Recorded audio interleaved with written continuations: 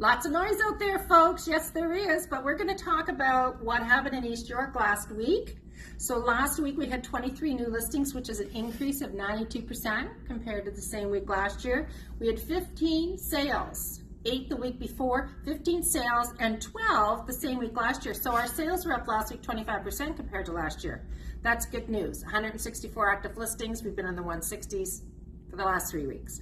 103% list to sale ratio, that's down a bit. 21 days on the market, that's up a bit. 2.52 months of inventory, seller's market. Last week we were cleaning up from the long weekend. We had 4.76 months of inventory. That was a blip. I knew it would come down, but it came down nicely to 2.52. Wonderful. So things are chugging along quite nicely for July. I'm very pleased with that.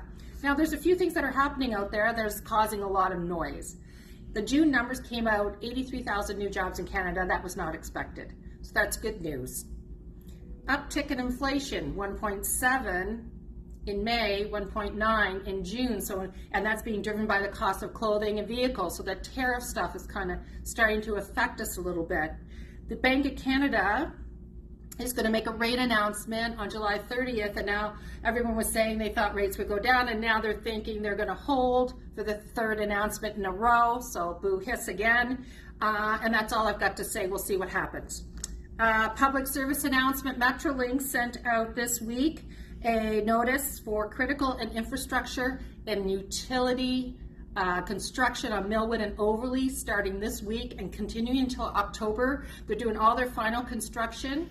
And there's going to be road closures between now and then, so pace yourself, judge accordingly. The link to the notice is in our bio. See you next week.